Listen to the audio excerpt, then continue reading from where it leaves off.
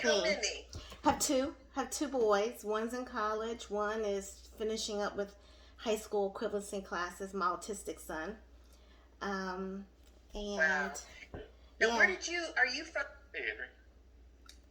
I could hear somebody else on there. Hi, this is Nick. I'm producer. I'm just, Um, no, y'all are good to talk. I just wanted to step in, and we are happy with your shot. I'll have Henry step in and just check your audio real quick. He'll just have you count to 10, and he should be good to go. Okay. And 1 second, next voice you hear will be Henry.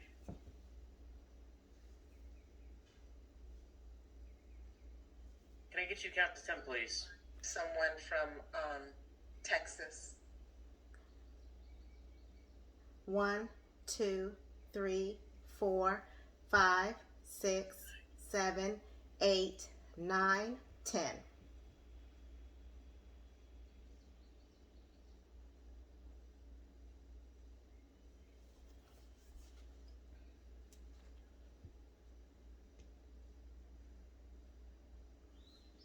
Should I keep this All right, down her some? audio is good.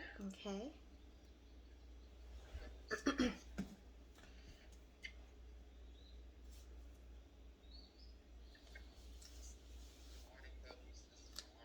Good morning, Lamar. I can hear you. Let me turn up the volume a little bit more. I know. In Pebbles, is it accurate or? Good morning, Pebbles. Can you hear me? I can. I think Miss Deborah is speaking to me. I can only hear one voice at a time, though. You're fine. I was just speaking to you. Okay. Good morning. Good morning. Good morning. So I was wondering, is it appropriate or is it more accepted to say someone has autism disorder, or that they are autistic, or that they have autism? What's proper? Honestly, I think it's any one of those definitions, because I think it may pertain more to a different way of or perspective of viewing autism. You can view it from a medical perspective, and you're going to view it from more of like a brain disorder, because it involves a group of developmental disabilities such as communication, language, also social behavior, clues. You can look at it from a context of a more societal view. And I just wanted to make sure I wasn't saying something that was outdated. yeah, you know what? I'm not. Offensive. I don't think I'll be the expert on that. Okay. I kind of stay in the loop. As long as you know this is how we're introducing you, and I think we're in good shape. Okay, that's fine. I'm not offended one bit. I think just the message in itself going out is a great tool, to increase awareness and acceptance. So, yeah. Awesome. All right. Well, I'm going to introduce you, and we'll get started for a few minutes. Okay. Alrighty.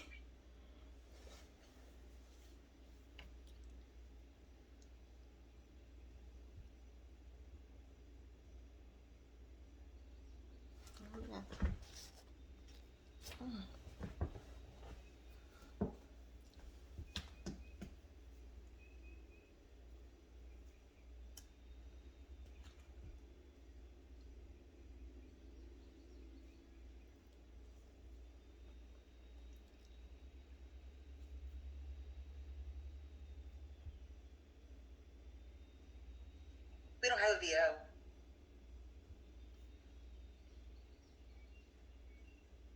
Oh.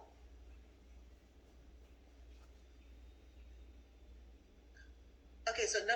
So you want me to do a little teeny pause after month? Oh, just go. Okay, great.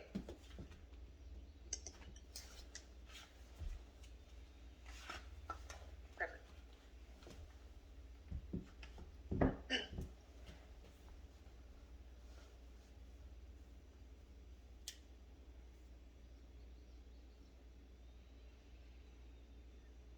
April is Autism Acceptance Month. It's a shift from the term autism awareness to help foster change and inclusivity for those affected by autism. Joining us right now is a Raleigh mom with an adult son who was diagnosed with autism at the age of 3.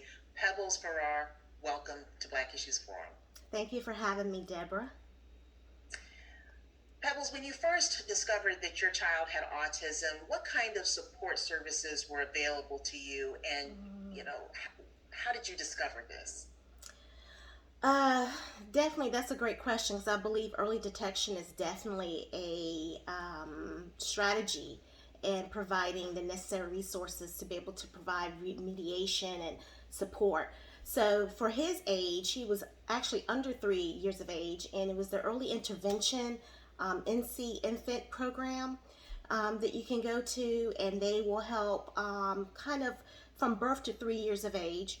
They will diagnose the child based off of their developmental milestones and based off of their performance or lack thereof or deficiencies. They will first classify the child as being developmentally delayed.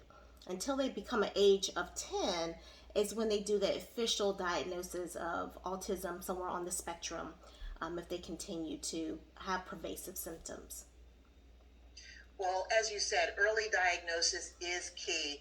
And there's actually some research from the American Journal of Public Health that's shown that Black children are 19% less likely and Hispanic children 65% less likely than white children to be diagnosed with autism.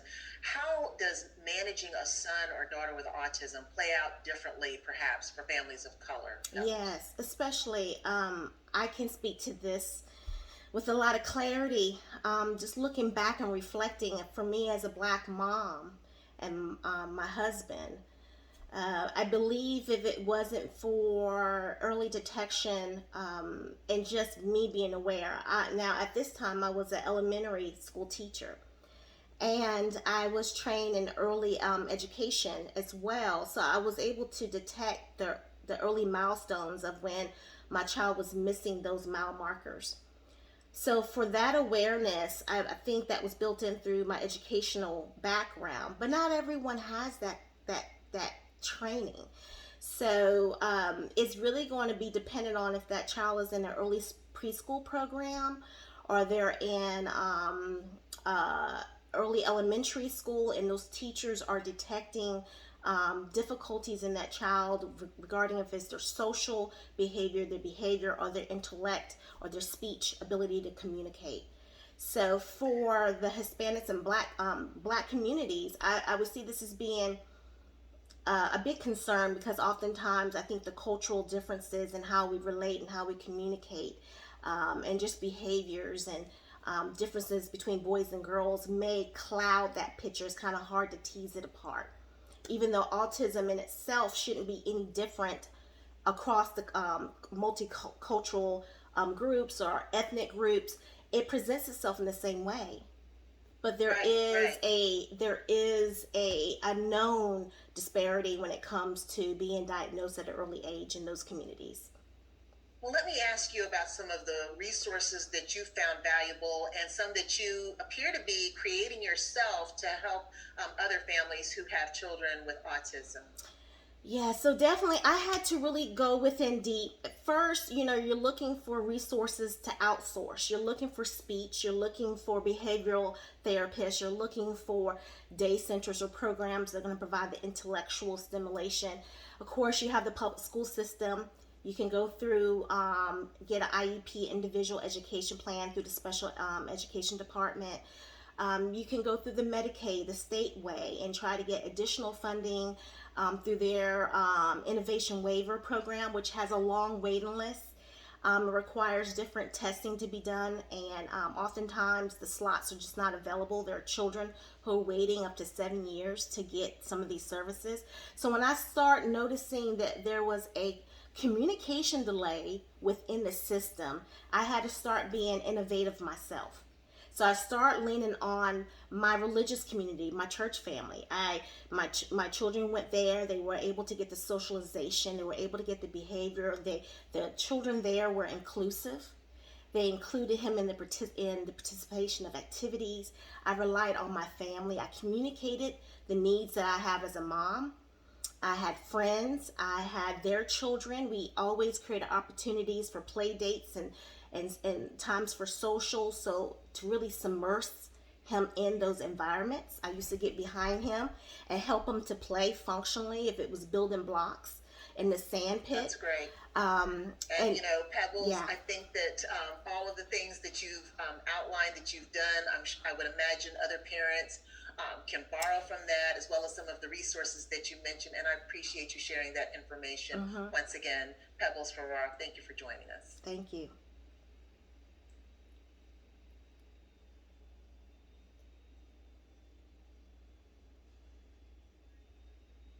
I'm sorry. All right, mics are open, and y'all can talk back and forth a little bit. Okay. You're fine. I'm sorry. I You're didn't know fine. it was It so always goes short. so I much got it like faster a than you timer. realize. I know, right? I didn't even get to the adult part of it, but it's so hard to get the information It's out a lot there.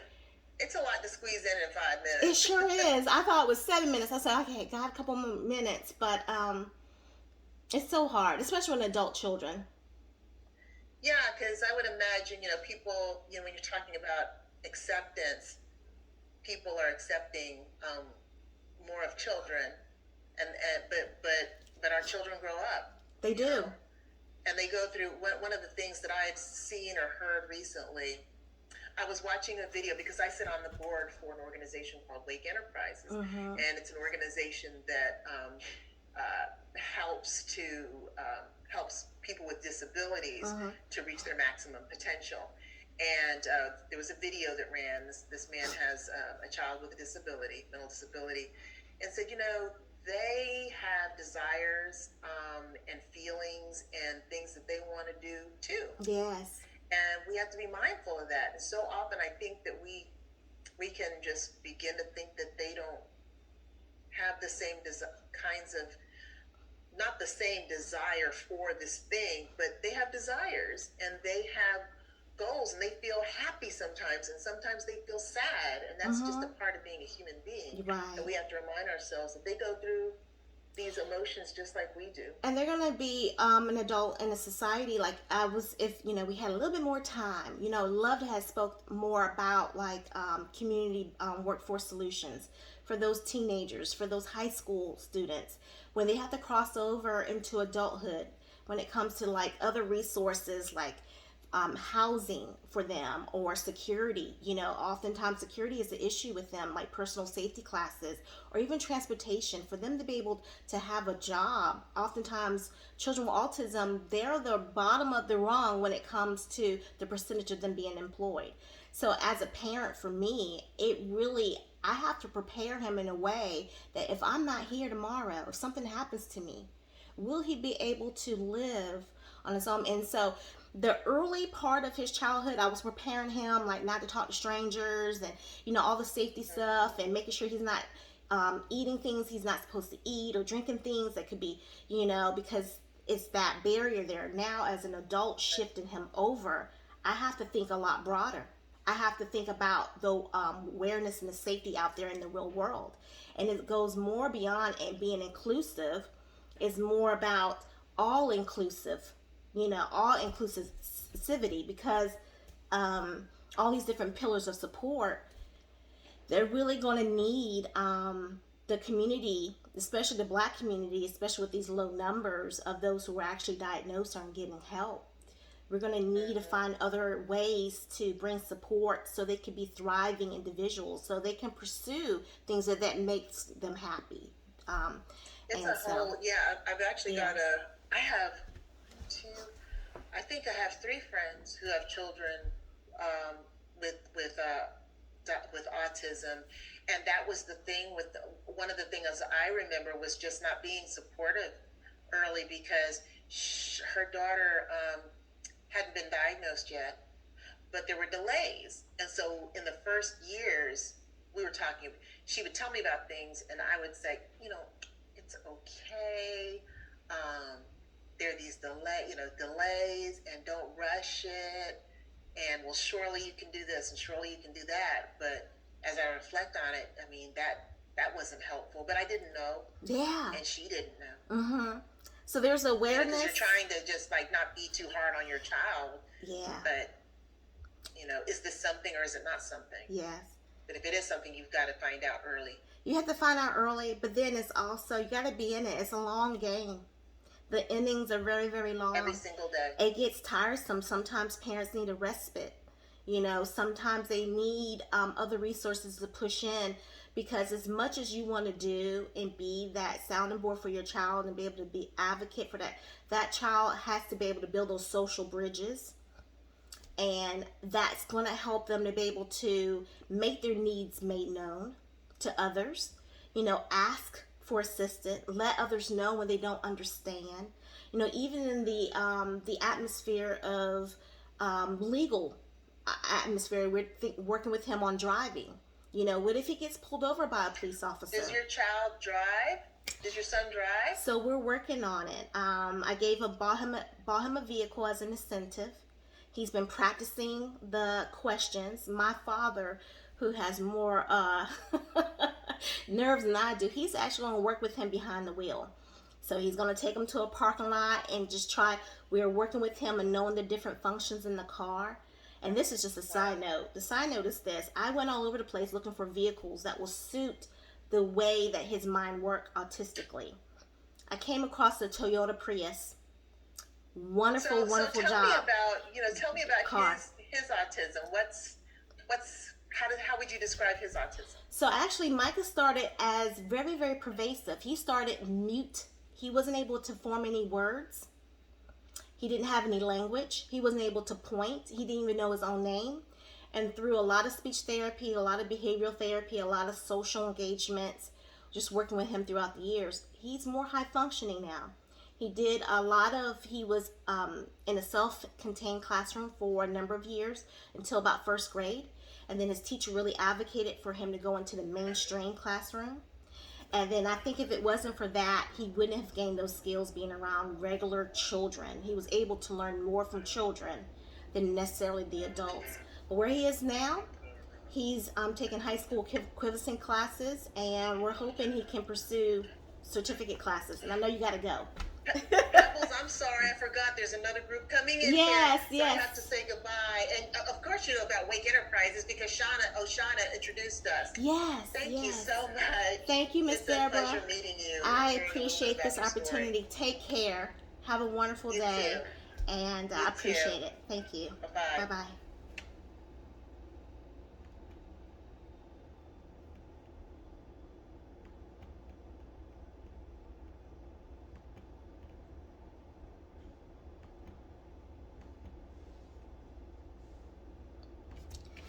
Okay, family. So, I just did that interview. All the things I really want to speak about, this is media. Media only have a time constraint. This is like a public service announcement. It's not like a paid advertisement or commercial or a benefit with their sponsors to be able to come in and be able to give that time that's needed to actually go over those pillars of support that talks about the federal disability system, how everyone that actually apply, there's no entitlement. There's no intellectual developmental disability guaranteed support.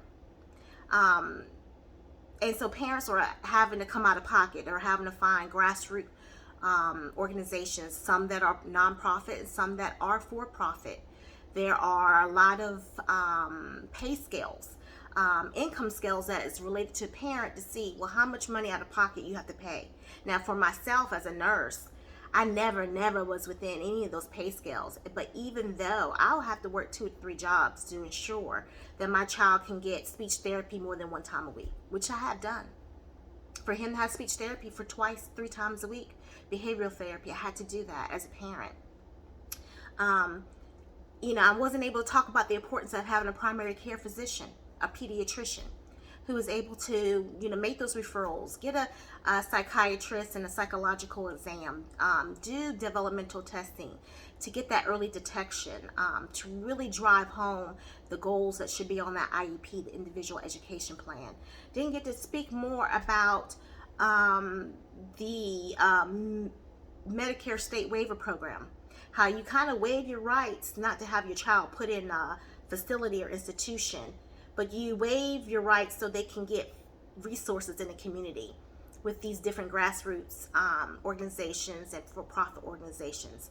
I didn't talk about that. I didn't get to talk about how there should be all inclusivity when it comes to autism. We have awareness. Awareness is going to help build more or less the advocacy. It's going to help build that. It's going to create that relationship with this population.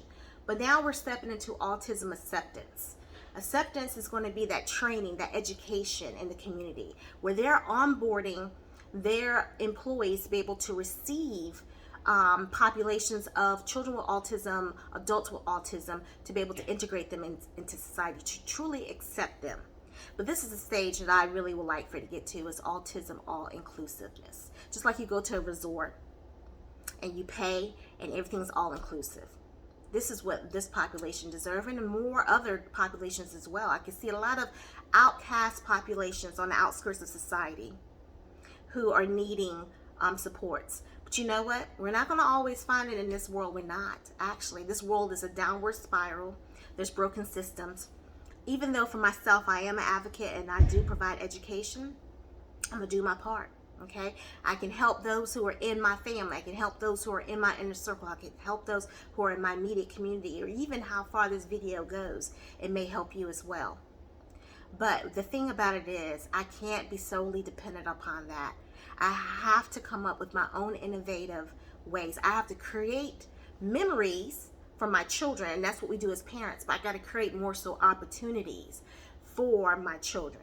And one way that I've done that, in many ways that we have done that, my husband and I and our family, is we create opportunities for my son. The things that he enjoys, the things that he likes. You know, we saw his smile. When he was younger, he loved water. We gave him many, many opportunities to be in water. Then we noticed that he had a phenomenal love for food. Bingo. Began to understand more, hey, you know what? He might be a great chef one day. So to start working with him in the kitchen. Then we create opportunities where we actually converted our home into a pop-up restaurant just for our family and friends to come, give him experience of actually creating his own menu, going out and purchasing the foods. Also, coming in, having a wait staff, sitting down everyone, taking orders, plating food, coming out to the tables, asking the customers how was their experience in the service of the food. We have done that prior to the fact that before he went out into the real world to actually apply for jobs. I'm thankful for NC State University. It's given him a privilege. Chef Brian, Executive Chef Brian at the Tally Student Union, he's given him opportunity to work with him. But because of COVID, a lot of these job opportunities are no longer there because a lot of people, regular people, were put on administrative leave. And he was one of those people during the unemployment crisis. However, he stayed persistent. He went and got a job at Zaxby's. I'm grateful to Zaxby's. It is a fast food chain. Children autism, you know, having all those different demands, executive function, it was difficult for him to really thrive in that environment, but I'm grateful that they gave him opportunity. He knows what it is, even though he may not feel as though he was successful at certain points or another, but it will help build him to become stronger. And now he went out for a job at Bojangles. I'm grateful to Bojangles for giving him opportunity. I'm thankful to the actual other team members that work at Bojangles that consider themselves as a job coach that is willing to do their job and also include Micah and help him. So these are all the different ways that we can be more inclusive in society. We need to think about those attorneys. If you're an attorney out there, think about holding a day in your community every quarter where you invite families with children with autism to help them with estate planning, to help them with attorney for guardianship, to help them with the power of attorney over health or personal property, help them if they need to declare the child incompetent. Okay, which is another ball game of privileges you have to really take in consideration. Like that child won't be able to vote. The child oftentimes won't be able to get their DMV, their driver's license. won't be able to have self-determination when it comes to making decisions for themselves. But if you're on that spectrum, you may need to do that. So you could be more of a voice for your child who does not have a voice, or your young adult child. What about those who are in the community health care? I'm a registered nurse. Maybe it is what I'm doing right now, just providing education, being a nurse educator. Maybe it's you are a nutritionist, a registered dietitian. You can help some of these families implement a diet that's going to be more helpful to their physical needs. For Micah, he has seizures, epilepsy. So a lot of things I had to remove from his diet. And just because I'm a nurse and I had taken nutrition, I was able to do that. But not everybody has those resources. I can't do everything. I have to outsource. What if, you're talking about vocational employment? What if you could be a mentor where you are at your job, where you bring in a child with autism and you can mentor them. You can show them the workforce. You can help them understand about continuing education classes. You can implore them to seek out community college courses. You can even counsel them, on what's the best route to take. Even if you're an entrepreneur, you can bring them alongside and allow them to be your apprentice. What about, and I'm searching. What about if you're in a recreational community, have a job, like in sports, or this particular hobby or interest that you do, pottery, or if you're a baker? You can bring some of these children in, make the community know. Put a symbol in your window of your place of employment. Put a symbol of the autism symbol on your webpage, just like you do Twitter, Facebook, Instagram, wherever of your other media outlets. Put their symbol to let other families know that you are all-inclusive autism awareness, acceptance, and you're including them in your place of business, or you are willing to use your talents and your gifts or your expertise to be able to pour into them so they can have more and be able to go forward. So I'm hoping this is helpful to everyone. I'm going to throw out some more. What if you're in transportation, Uber, or whatever the transportation company is, or I'm not doing a name drop, but I just needed to touch home and put some rubbers to the surface of the ground to make this run and make this work. We're going to need where there are outlets or transportation modes that get children, young adults to their job or to their school, or to particular hobbies they want to become more social in, or certain interests. It's going to help them. It's going to develop them in a way. And so I want to be able to give more, even those in the residential communities, independent living, integrated communities where they're more accepting and more inclusive. If you have problems with security, there's people out there. Maybe you can talk more about the ID cards or the door alarms, household safety products, wristbands, personal safety classes, teaching these children how to defend themselves. Because oftentimes there are those who are preying on those who they find that are weak in one way or another. So these are all the things as a parent I have to be more conscious about, be more intentional about, and making sure that I train my child. And I wish I could say I'm Superwoman. I don't have an S on my chest. The only thing that encourages me and gets me through is by my faith. And I believe by me praying, fasting, seeking help, making my needs made known, the support of my family, the support of my church. I'm grateful to Pastor Pepper. I'm grateful to my pastor, Pastor Chad, at Cross Assembly in Raleigh. I'm grateful to all the children that go back to Kids Zone and youth.